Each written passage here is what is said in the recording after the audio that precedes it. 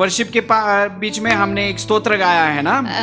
ಆರಾಧನೆ ಸಮಯದಲ್ಲಿ ಒಂದು ಕೀರ್ತನೆಯನ್ನು ನಾವು ಓದಿದ್ವಿ ಅಲ್ಲ. कौन से भाग से हमने पढ़ा है? ಯಾವ ಭಾಗದಿಂದ ನಾವು ಓದಿದ್ವಿ? बोलिए. विमोचन कांड 15ನೇ ಅಧ್ಯಾಯ 1ರಿಂದ. ओके, आप सब लोग अटेंटिव है. हालेलुया. ओके, निर्गम की किताब में 15वां अध्याय. ವಿಮೋಚನ ಕಾಂಡದಲ್ಲಿ 15ನೇ ಅಧ್ಯಾಯ. दूसरा वचन क्या कहता है? ಎರಡನೇ ವಚನ ಅಲ್ಲಿ ಏನ್ ಹೇಳ್ತದೆ? क्या कहता है दूसरा वचन? ಎರಡನೇ ವಚನ ಏನ್ ಹೇಳ್ತದೆ? The Lord Yahweh is my strength. ಯಾವೇ ಕರ್ತನು ನನ್ನ ಬಲವಾಗಿದ್ದಾನೆ. यावे मेरा बल है. ಯಾವೇ ನನ್ನ ಬಲವಾಗಿದ್ದಾನೆ. एक बार नाइट प्रेयर में मैं इससे प्रचार किया हूँ. ಒಂದು ಸಾರಿ ರಾತ್ರಿಯ ಪ್ರಾರ್ಥನೆಯಲ್ಲಿ ಇದರ ವಿಷಯವಾಗಿ ನಾನು ಪ್ರಚಾರ ಮಾಡಿದೆ. उधर इजरायली लोग गा रहे हैं, ಅಲ್ಲಿ ಇಸ್ರಾಯೇಲಿ ಜನರು ಹೇಳ್ತಾ ಇದ್ದಾರೆ. लेकिन मोशे पर्सनली बोल रहा है कि वो मेरा बल है. ಆದ್ರೆ ಮೋಶೆ ವೈಯಕ್ತಿಕವಾಗಿ ಹೇಳ್ತಾ ಇದ್ದಾನೆ ನನ್ನ ಕರ್ತನಾಗಿದ್ದಾನೆ. अगर आप स्तोत्र 27 और पहले वचन से तीसरे वचन तक पढ़ेंगे तो ಕೀರ್ತನೆ 27ನೇ ಅಧ್ಯಾಯ ಮೊದಲಿನಿಂದ 8ನೇ ವಚನದವರೆಗೆ ನೀವು ಓದುವುದಾದ್ರೆ, The Lord is my strength and my shield. ಕರ್ತನು ನನಗೆ ಕೋಟೆಯು ದುರ್ಗವಾಗಿದ್ದಾನೆ, ನನ್ನ ಬಲವೂ ಆಗಿದ್ದಾನೆ. ನನ್ನ ಬಲವಾಗಿದ್ದಾನೆ. वो मेरा प्रकाश है. ಆತನು ನನಗೆ ಬೆಳಕಾಗಿದ್ದಾನೆ. वो मेरा बल है. ಆತನು ನನ್ನ ಬಲವಾಗಿದ್ದಾನೆ. अगर फिलिपी की किताब में 4 अध्याय 13वां वचन देखेंगे तो ಫಿಲಿಪಿಯ ಪುಸ್ತಕ 4ನೇ ಅಧ್ಯಾಯ 13ನೇ ವಚನವನ್ನು ನೋಡುವಾಗ उधर पौलुस कह रहा है, ಅಲ್ಲಿ ಪೌಲೋಸನು ಹೇಳ್ತಾ ಇದ್ದಾನೆ, वो मुझे बल देता है, वो मेरा बल है. ಆತನು ನನ್ನ ಬಲವಾಗಿದ್ದಾನೆ, ಆತನು ನನ್ನನ್ನು ಬಲಪಡಿಸ್ತಾನೆ. हबक्कुक की किताब में 3रा अध्याय 19वां वचन कहता है, ಹಬಕ್ಕೂಕ್ ಪುಸ್ತಕ 3ನೇ ಅಧ್ಯಾಯ 19ನೇ ವಚನ ಹೇಳ್ತದೆ, परमेश्वर मेरा बल है. ಕರ್ತನು ನನ್ನ ಬಲವಾಗಿದ್ದಾನೆ. मेरे हर एक करेज का वो सोर्स है. ನನ್ನ ಎಲ್ಲ ಧೈರ್ಯಕ್ಕೆ ಆತನೇ ನನಗೆ ಒಂದು ಸೋರ್ಸ್ ಆಗಿ ಮೂಲವಾಗಿದ್ದಾನೆ. वो मेरे हर एक हिम्मत का एक सोर्स है. ನನ್ನ ಧೈರ್ಯಕ್ಕೆ ಆತನೇ ಮೂಲವಾಗಿದ್ದಾನೆ. और स्तोत्र 18वें स्तोत्र से हमने ध्यान किया है ना, याद है? 18ನೇ ಕೀರ್ತನೆಯಿಂದ ನಾವು ಧ್ಯಾನ उधर भी ಮಾಡಿದ್ವಿ. दावीद कह रहा है ಅಲ್ಲಿ ಕೂಡ ದಾವೀದನು ಹೇಳ್ತಾ कि ಇದ್ದಾನೆ, परमेश्वर मेरा बल है. ಕರ್ತನು ನನಗೆ ಬಲವಾಗಿದ್ದಾನೆ. जब परमेश्वर मेरा बल है तो ಯಾವಾಗ ಕರ್ತನು ನನಗೆ ಬಲವಾಗಿರುವುದಾದರೆ मुझे कोई डर नहीं है. ನನಗೆ ಯಾವ ಭಯ ये ಇರೋದಿಲ್ಲ. इजरायली लोग ಇಸ್ರಾಯೇಲಿ जब ಜನರು मिस्र देश से बाहर आ गए, ಐಗುಪ್ತ ದೇಶದಿಂದ ಹೊರಗಡೆ ಬರುವಾಗ वो लोग एक ताकतवर रूप से आगे बढ़ रहे ಒಂದು थे. ಬಲಶಾಲಿ ರೂಪದಲ್ಲಿ ಅವರು ಮುಂದೆ ಹೋಗ್ತಾ ಇದ್ರು. बहुत पावरफुल राष्ट्र थे वो. ಒಂದು ಬಲಶಾಲಿ ಉಳ್ಳ ರಾಷ್ಟ್ರ उसका ಅದಾಗಿತ್ತು. कारण क्या था? ಅದಕ್ಕೆ ಕಾರಣ ಏನಾಗಿತ್ತು? उनके पास न्यूक्लियर बॉम्ब्स थे क्या? ಅವರ ಹತ್ರ ನ್ಯೂಕ್ಲಿಯರ್ ಬಾಂಬ್ ಏನಾದ್ರೂ ಇತ್ತಾ? उनके पास बड़ी सैन्य थी क्या? ಅವರ ಹತ್ತಿರ ಒಂದು ದೊಡ್ಡ ಸೈನ್ಯ ಏನಾದ್ರೂ या फिर ಇತ್ತಾ? उनके पास एक बड़ा लीडर था?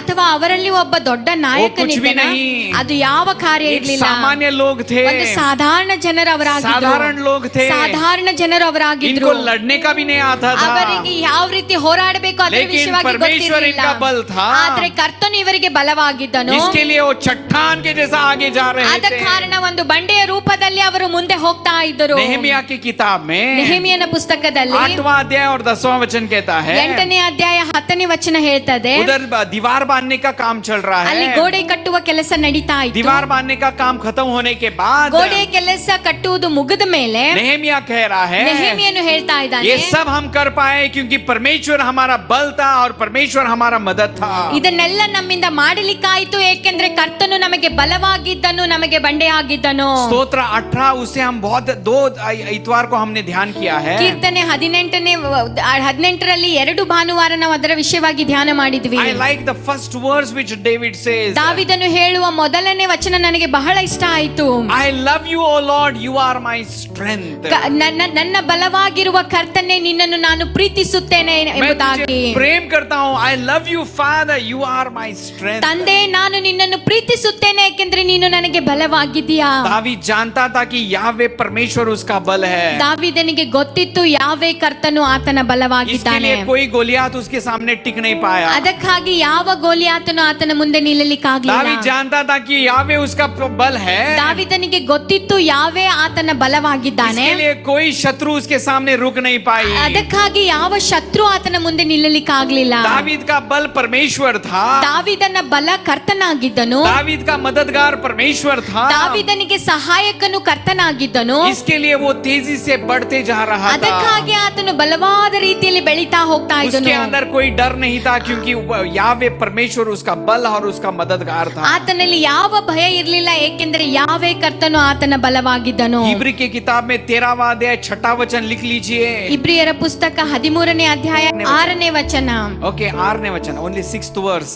6ನೇ ವಚನ 13:6. It says like this way. 13:6ನೇ ವಚನ ಹೀಗೆ ಹೇಳ್ತದೆ, The Lord is my helper. ಕರ್ತನು ನನಗೆ ಸಹಾಯಕನು. कौन है मेरा helper? ನನ್ನ ಸಹಾಯಕನು The ಯಾರಾಗಿದ್ದಾರೆ? Lord is my helper. ಕರ್ತನೇ ನನಗೆ ಸಹಾಯಕನಾಗಿದ್ದಾನೆ. 28 और 7वां वचन कहता है, ಕೀರ್ತನೆ 28 7ನೇ ವಚನ ಹೇಳ್ತದೆ, परमेश्वर मेरा मदद है ಕರ್ತನು ನನಗೆ और ಸಹಾಯಕನಾಗಿದ್ದಾನೆ. वो मेरा डिफेंस है. मत- गुरानी ಆಗಿದ್ದಾನೆ. Hallelujah, hallelujah, hallelujah. हालेलुया. स्तोत्र 121 और पहला और दूसरा वचन कहता है, ಕೀರ್ತನೆ 121 ಮೊದಲನೇ ವಚನ ಹೇಳ್ತದೆ, okay, I looked up to the heavens, where does my help come from? ನಾನು ಪರ್ವತದ ಕಡೆಗೆ ನನ್ನ ಕಣ್ಣನ್ನು ಎತ್ತಿ ನೋಡ್ತೇನೆ, ನನ್ನ ಸಹಾಯವು ಎಲ್ಲಿಂದ ಬರ್ತದೆ? My help comes from the Lord, the maker of heaven and earth. ನನ್ನ ಸಹಾಯವು ಭೂಮಿ ಆಕಾಶವನ್ನು ಉಂಟು ಮಾಡಿರುವ ಯೆಹೋವನಿಂದಲೇ. कौन है आपका आपका आपका स्ट्रेंथ? कौन है ನಮ್ಮ ಬಲ ಯಾರಾಗಿದ್ದಾರೆ? आपका बल? कौन है ನಮ್ಮ ಬಲ ಯಾರಾಗಿದ್ದಾರೆ? आपका मदद? कौन है ನಮ್ಮ ಸಹಾಯಕರು ಯಾರಾಗಿದ್ದಾರೆ? बोलिए, ಹೇಳ್ರಿ ಗಟ್ಟಿಯಾಗಿ. हालेलुया. ಹಾಲೆಲೂಯಾ. अगर ये सब है तो हम क्यों डरे? ಈ ಎಲ್ಲ ಕಾರ್ಯಗಳಿರುವುದಾದ್ರೆ ನಾವು ಯಾಕೆ वो मेरा ಹೆದರಬೇಕು? बल है और वो मेरा मदद है, ಆತನು ನನ್ನ ಬಲವಾಗಿದ್ದಾನೆ, ಆತನು ನನಗೆ तो मैं ಸಹಾಯಕನಾಗಿದ್ದಾನೆ. क्यों डरूं? ನಾನು ಯಾಕೆ ಹೆದರಬೇಕು? उसके आगे हम देखेंगे तो ಮುಂದೆ ನಾವು ನೋಡುವುದಾದ್ರೆ, ओके, उधर लिखा गया है कि वो मुझे अपने दाहिने हाथों से उठाता है. ಆತನು ತನ್ನ ಬಲಗೈಯಿಂದ ನನ್ನನ್ನು ಮೇಲಕ್ಕೆತ್ತು ಆತನಾಗಿದ್ದಾನೆ. 10वें वचन में लिखा गया है, 10ನೇ ವಚನದಲ್ಲಿ ಅದು ಬರೆಯಲ್ಪಟ್ಟಿದೆ. और वो आप जाके घर को जाके पढ़ सकते हैं. ಮನೆಗೆ ಹೋಗಿ ನಾವು ಅದನ್ನು ಓದಿಕೊಳ್ಳಬಹುದು. और 43वां यशाया की किताब में आएंगे तो ಯೆಶಾಯನ ಪುಸ್ತಕ 43ನೇ ಅಧ್ಯಾಯಕ್ಕೆ ನಾವು ಬರುವಾಗ और पहला वचन कहता है, ಮೊದಲನೇ ವಚನ ಹೇಳ್ತದೆ, उसने मुझे छुड़ा के उठाया है ಆತನು ನನ್ನನ್ನು ಬಿಡಿಸಿ ಮೇಲಕ್ಕೆತ್ತಿದನು. और अब मुझे नाम लेके उसने पुकारा है. ನನಗೆ ಹೆಸರು ತೆಗೆದುಕೊಂಡು ಆತನು ಕರೆದಿದ್ದಾನೆ. इसके लिए मैं डरता नहीं हूँ. ಅದಕ್ಕಾಗಿ ನಾನು ಹೆದರುವುದಿಲ್ಲ. ओ, इसके लिए मैं डरता नहीं हूँ. ಅದಕ್ಕಾಗಿ ನಾನು ಹೆದರುವುದಿಲ್ಲ. हर एक चीज मुझे वापस देने वाला परमेश्वर है वो. ಪ್ರತಿಯೊಂದು ನನ್ನ ಕಾರ್ಯವನ್ನು ನನಗೆ ತಿರುಗಿ ಕೊಡುವ ಕರ್ತನು. ओके, और छठा चीज, 6ನೇ ವಿಷಯ, 44वें अध्याय में 44ನೇ ಅಧ್ಯಾಯದಲ್ಲಿ दूसरे वचन से चौथे वचन तक पढ़ेंगे तो 2ನೇ ವಚನದಿಂದ 4ನೇ ವಚನವರೆಗೆ उधर ಓದುವುದಾದರೆ परमेश्वर कह रहा है, ಅಲ್ಲಿ ಕರ್ತನು ಹೇಳ್ತಾ डर ಇದ್ದಾನೆ, मत, मैं मेरी आत्मा को आपके ओर पोर करने वाला हूँ. ಹೆದರಬೇಡ, ನನ್ನ ಆತ್ಮವನ್ನು ನಿಮ್ಮ ಮೇಲೆ ನಾನು ಹಾಕ್ತಾ ಇದ್ದೇನೆ. सुनिश्चितता देने, I pour out my spirit on you. ನನ್ನ ಆತ್ಮವನ್ನು ನಿಮ್ಮ ಮೇಲೆ ನಾನು ಚಲಿಸ್ತಾ ಇದ್ದೇನೆ.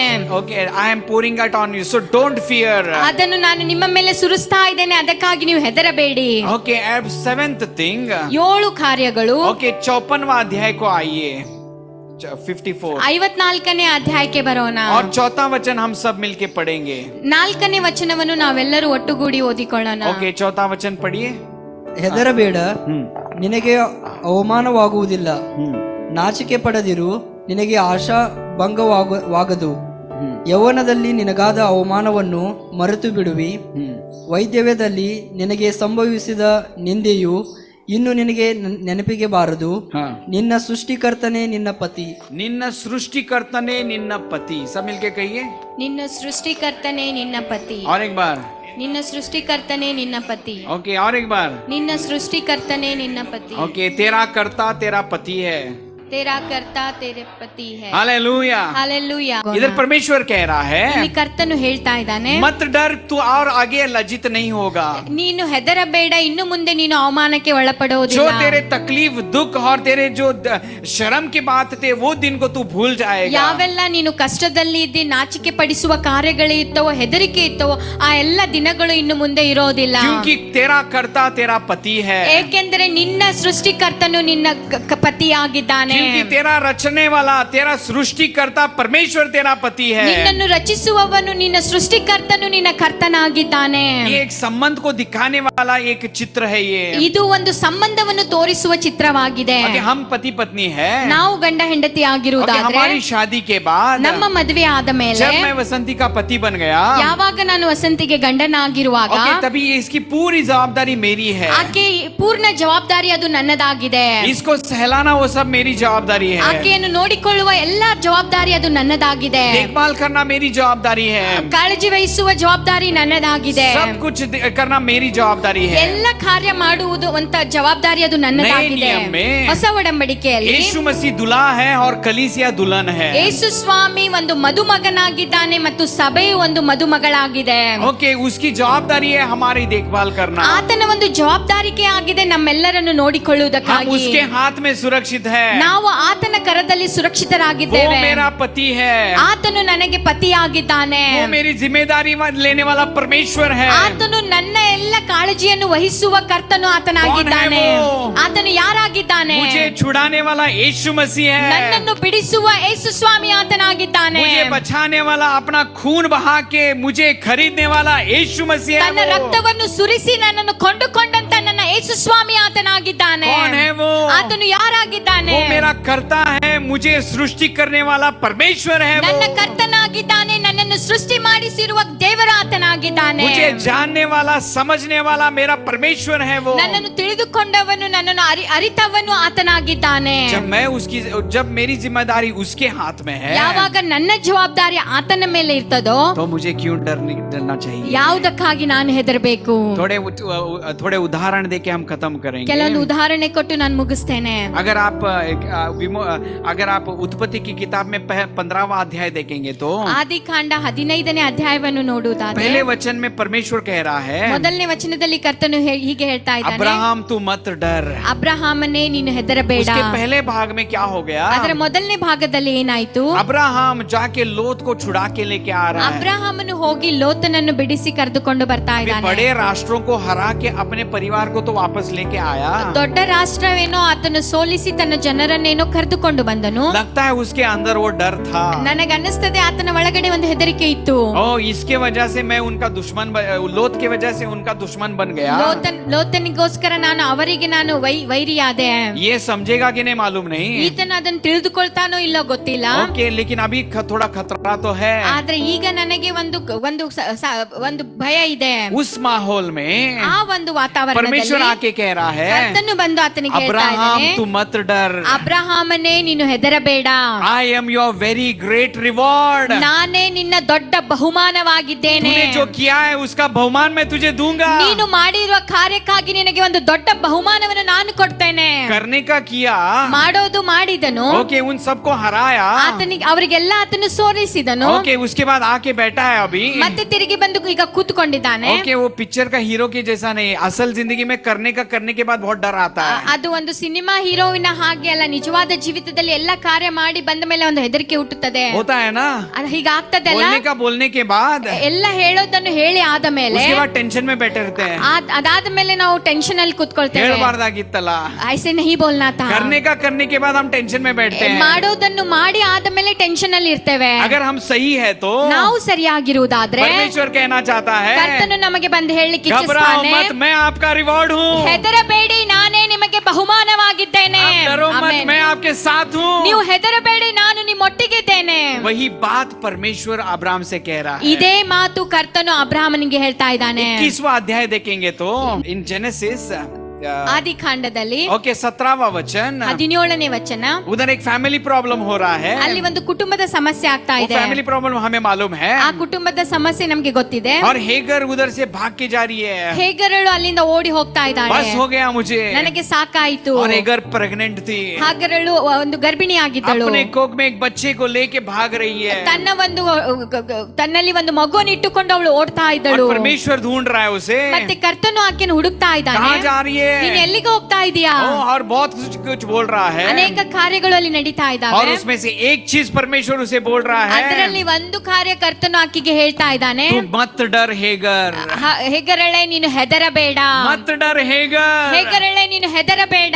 हेगर तो परमेश्वर के प्लान में नहीं है. ಹೇಗರಳೇನು ಕರ್ತನ ಆಲೋಚನೆಯಲ್ಲಿ ಇರ್ಲಿಲ್ಲ. परमेश्वर बोलना चाहिए, ಕರ್ತನು ಹೀಗೆ ಹೇಳ್ಬೇಕಾಗಿತ್ತು, ये सब हो गया ना, ये मेरे प्लान में नहीं था. ಇದೆಲ್ಲ ನೀವೇನ್ ಮಾಡಿದಿರಲ್ಲ ಅದೆಲ್ಲ ನನ್ನ ಆಲೋಚನೆಯಲ್ಲಿ ಇರ್ಲಿಲ್ಲ. ಓಕೆ, ನೀವು ಮಾಡಿದ ನೀವು ಉಣ್ರಿ. ನೀವ್ आप जो किए आप खाइएगा. ओके, आपने जो किया है ना उसका आप पछतावा कीजिए. ನೀವೇನ್ ಮಾಡಿದ್ದೀರಲ್ಲ ಅದಕ್ಕೆ ನೀವು ಪಶ್ಚಾತ್ತಾಪ ಪಡೆಯಿರಿ. लेकिन कर्ता मेरा पति है, उसकी जिम्मेदारी मेरी जिम्मेदारी उसकी है. ಆದ್ರೆ ಕರ್ತ ನನ್ನ ಗಂಡನಾಗಿದ್ದಾನೆ, ನನ್ನ ಜವಾಬ್ದಾರಿ ಆತನದಾಗಿದೆ. उसके दिल में मेरे ऊपर एक खास ममता है. ಆತನ ಹೃದಯದಲ್ಲಿ ನನ್ನ ವಿಷಯವಾಗಿ ಒಂದು ವಿಶೇಷವಾದ ಮಮತೆ ಇದೆ. आज भी वो भाग पढ़ता हूँ तो जो ममता परमेश्वर ने हेगर के ऊपर दिखाया वो मुझसे मेरा दिल भर जाता है. ಇವತ್ತು ಕೂಡ ಯಾವ ರೀತಿ ಹೇಗರನ ಮೇಲೆ ಕರ್ತನು ತನ್ನ ಮಮತೆಯನ್ನು ತೋರಿಸಿದಾನೋ ಅದನ್ನು ಓದುವಾಗ ಈಗಲೂ ಕೂಡ ನನ್ನ ಮನಸ್ಸು ಕರಗ್ತದೆ. परमेश्वर आके कह रहा है, ಕರ್ತನು ಬಂದು ಹೇಳ್ತಾ ಇದ್ದಾನೆ, मत डर हेगर. ಹೇಗರಳೆ ಹೆದರಬೇಡ. 26वां अध्याय अगर आप जेनेसिस में पढ़ेंगे और उसमें 24वां वचन पढ़ेंगे तो ಆದಿಕಾಂಡ 24ನೇ ವಚನವನ್ನು ಓದುವಾಗ उधर अब्राहम अबीमेलेक के गांव में पहुंच गया है. ಅಬ್ರಹಾಮನು ಅಬಿಮೆಲೆಕನ ಊರಿಗೆ ತಲುಪ್ತಾ ಇದ್ದಾನೆ. क्या होगा मालूम नहीं, ಏನಾಗ್ತದೆ ಗೊತ್ತಿಲ್ಲ, क्या करने का मालूम नहीं. ಏನ್ ಮಾಡ್ಬೇಕು ಗೊತ್ತಿಲ್ಲ. In all that uncertainty, ಈ ಎಲ್ಲ ಒಂದು ಯಾವ ಸರಿಯಾಗಿ ಇಲ್ಲದೆ ಇರುವ ಕಾರ್ಯದ God ಮಧ್ಯದಲ್ಲಿ is saying to Abraham, ಕರ್ತನು ಅಬ್ರಹಾಮನಿಗೆ ಹೇಳ್ತಾ ಇದ್ದಾನೆ, Abraham, you don't be afraid. ಅಬ್ರಹಾಮನೇ ನೀನು ಹೆದರುವ ಅವಶ್ಯಕವಿಲ್ಲ. अगर 46th अध्याय वही जेनेसिस में 3रा वचन पढ़ेंगे तो ಆದಿಕಾಂಡ 46 ವಚನದಲ್ಲಿ ಓದುವಾಗ मिस्र देश में योसेफ प्रधानमंत्री बन गया है बोल के याकूब और उसके घर के लोगों को पता चल गया. ಐಗುಪ್ತ ದೇಶದಲ್ಲಿ ಯೋಸೆಫನು ಒಂದು ಪ್ರಧಾನ ಮಂತ್ರಿ ಆಗಿದ್ದಾನೆ, ಇದರ ಸುದ್ದಿ ಅವರ ಮನೆಯವರಿಗೆಲ್ಲ ಮುಟ್ಟಿತು.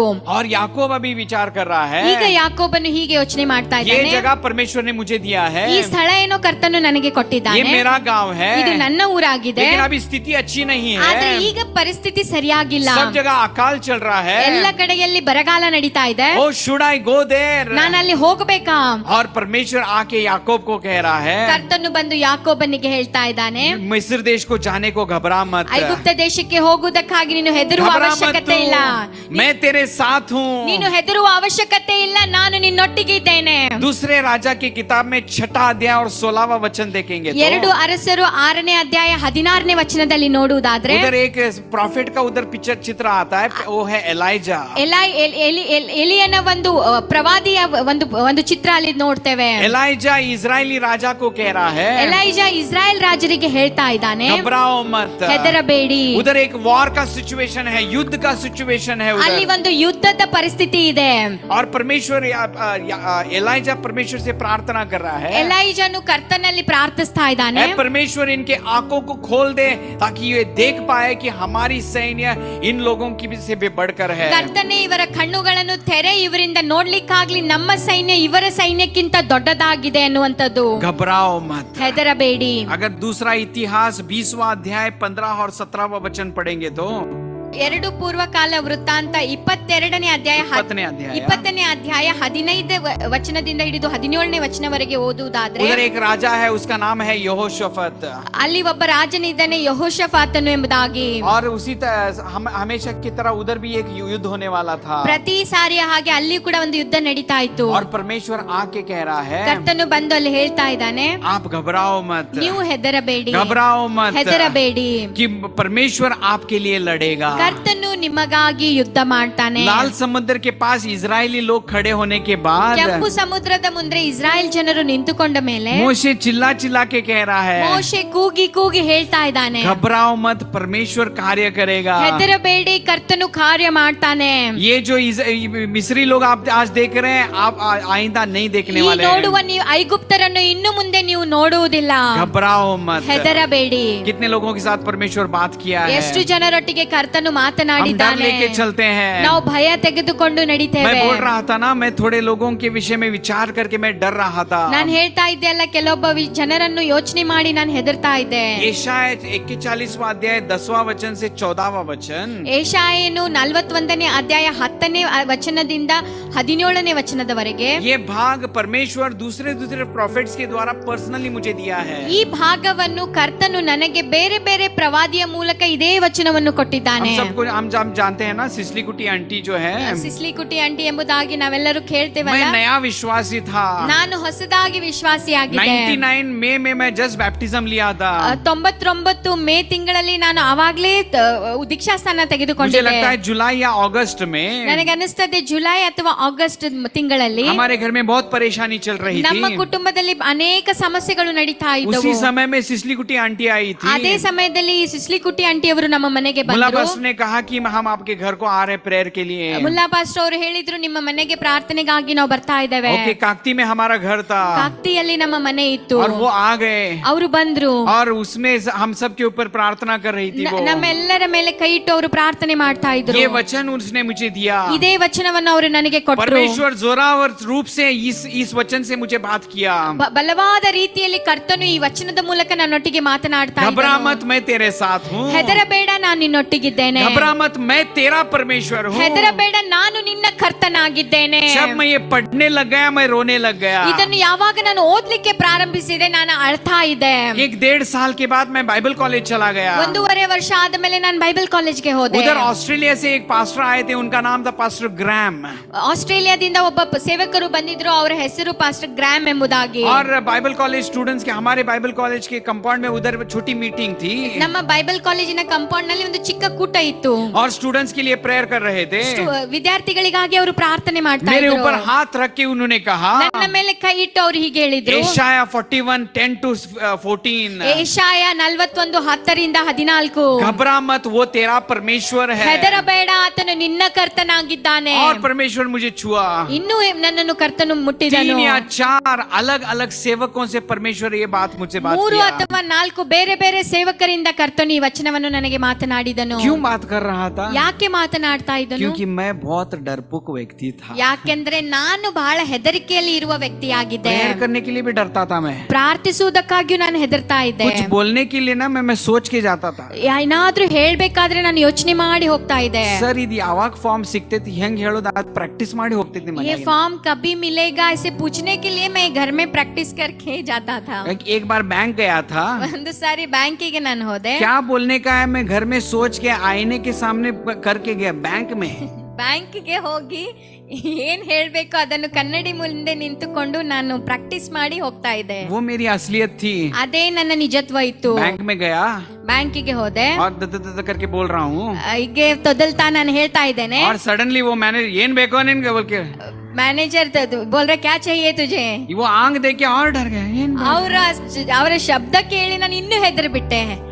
ಏನಿಲ್ರಿ कुछ नहीं ऐसे. Hallelujah hallelujah hallelujah hallelujah. कितने लोग डरते हैं अपने जीवन में. ಎಷ್ಟು ಜನರು ನಮ್ಮ ಜೀವಿತದಲ್ಲಿ ನಾವು अगर ಹೆದರುವವರಾಗಿದ್ದೇವೆ. आप डर रहे हैं तो परमेश्वर आज बोल रहा है, ನಾವು ಹೆದರುವುದಾದ್ರೆ ಕರ್ತನು ಇವತ್ತು ನಮ್ಗೆ ಹೇಳ್ತಾ ಇದ್ದಾನೆ, आप डरो मत, मैं आपका परमेश्वर हूँ, आपका मददगार हूँ, आपके साथ चलने वाला हूँ. ಹೆದರಬೇಡಿ, ನಾನು ನಿಮ್ಮ ಕರ್ತನಾಗಿದ್ದೇನೆ, ನಿಮ್ಮೊಟ್ಟಿಗೆ ನಡೆಯುವ ಕರ್ತನು ನಾನಾಗಿದ್ದೇನೆ. मैं तेरा कर्ता, तेरा पति हूँ मैं. ನಾನು ನಿನ್ನ ಸೃಷ್ಟಿಕರ್ತನು, ನಿನ್ನ ಪತಿ ನಾನಾಗಿದ್ದೇನೆ. तेरी जिम्मेदारी मेरी है. ನಿನ್ನ ಜವಾಬ್ದಾರಿ ಅದು ನನ್ನ ಜವಾಬ್ದಾರಿ ಆಗಿದೆ. तेरी सब डर का माहौल तू मुझ पर फेंक दे, क्योंकि तेरी जिम्मेदारी मेरी है. ನಿನ್ನ ಹೆದರಿಕೆ ಎಲ್ಲ ವಾತಾವರಣವನ್ನು ನನ್ನ ಮೇಲೆ ಹಾಕು, ಏಕೆಂದ್ರೆ ನಿನ್ನಗೆ ನೋಡಿಕೊಳ್ಳುವ ಜವಾಬ್ದಾರಿ ಅದು ನನ್ನದಾಗಿದೆ. कितने लोग डर रहे हैं. ಎಷ್ಟು ಜನರು ನಾವು ಹೆದರ್ತಾ ಇದ್ದೇವೆ. Take this as a promise verse for the month of March. ಈ ಮಾರ್ಚ್ ತಿಂಗಳಲ್ಲಿ ಇದನ್ನು ಒಂದು ವಾಗ್ದಾನದ ವಚನವಾಗಿ ನಾವು ತೆಗೆದುಕೊಳ್ಳೋಣ. परमेश्वर मुझसे कह रहा है कि डर मत. ಕರ್ತನು ನನಗೆ ಹೇಳ್ತಾ ಇದ್ದಾನೆ, ನೀನು ಹೆದರಬೇಡ. हम लोगों को देख के डरते हैं. ಜನರನ್ನು ನೋಡಿ ನಾವು ಹೆದರ್ತೇವೆ. परिस्थिति को देख के डरते हैं. ಪರಿಸ್ಥಿತಿಯನ್ನು ನೋಡಿ ಹೆದರ್ತೇವೆ. हमारी खामियों को देख के डरते हैं. ನಮ್ಮ ಕೊರತೆಗಳನ್ನು ನೋಡಿ ನಾವು ಹೆದರ್ತೇವೆ. हमारी कमजोरियों को देख के डरते हैं. ನಮ್ಮ ಬಲಹೀನತೆಯನ್ನು ನೋಡಿ ನಾವು ಹೆದರ್ತೇವೆ. शैतान कुछ करेगा बोल के डरते हैं. ಸೈತಾನನು ಏನಾದ್ರೂ ಮಾಡ್ತಾನ ಎಂಬುದಾಗಿ बड़े लोगों को देख के डरते हैं. ಹಿರಿಯರನ್ನು ನೋಡಿ ನಾವು ಹೆದರ್ತೇವೆ. परिस्थिति सब उल्टा चल रही है बोल के डरते हैं. ಪರಿಸ್ಥಿತಿಗಳು ಎಲ್ಲ ವಿರೋಧವಾಗಿ ನಡೀತಾ ಇದೆ, ಅದಕ್ಕಾಗಿ भविष्य ನಾವು क्या होगा बोल ಹೆದರ್ತೇವೆ. के डरते हैं. ನಮ್ಮ ಭವಿಷ್ಯ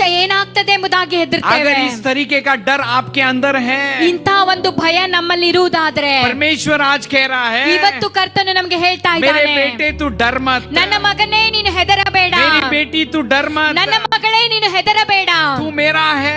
ನೀನು ನನ್ನವನಾಗಿದ್ದೀಯಾ, तू मेरी है. ನೀನು ನನ್ನವಳಾಗಿದ್ದೀಯಾ. मैं तुझे मैं चलाऊंगा, ನಾನು ನಿನ್ನನ್ನು ನಡೆಸ್ತೇನೆ, मैं तुझे संभालूंगा, ನಾನು ನಿನ್ನನ್ನು ಕಾಪಾಡುತ್ತೇನೆ, क्योंकि मैंने तुझे बुलाया है, मैंने तुझे सृष्टि किया है। ಏಕೆಂದರೆ ನಾನು ನಿನ್ನನ್ನು ಕರೆದಿದ್ದೇನೆ, ನಿನ್ನನ್ನು ಸೃಷ್ಟಿಸಿದ್ದೇನೆ. अगर ये आपके डर, आपके अंदर ये डर है तो ನಮ್ಮ ಒಳಗಡೆ ಈ ಭಯ ಇರುವುದಾದ್ರೆ आज परमेश्वर आपके अंदर एक हिम्मत को डालना चाहता है। ಇವತ್ತು ಕರ್ತನು ನಮ್ಮ ಒಳಗಡೆ ಒಂದು ಧೈರ್ಯವನ್ನು ಹಾಕ್ಲಿಕ್ಕೆ ಬಯಸ್ತಾ ಇದ್ದಾನೆ. चलिए हम सब उड़ारे बाबा बाबा शिखानारा बाबा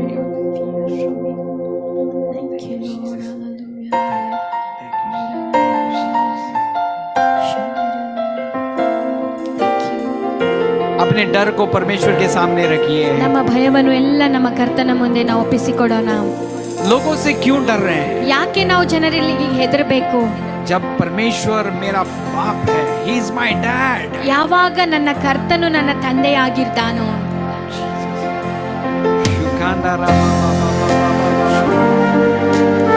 Why are you worried of the future? ಯಾಕೆ ನಾವು ಭವಿಷ್ಯದ ಕುರಿತಾಗಿ ಹೆದರ್ತಾ ಇದ್ದೇವೆ? Future, भविष्य.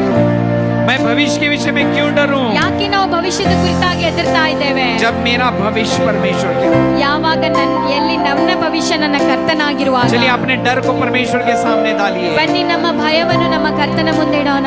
शिखानारा बाबा बाबा बाबा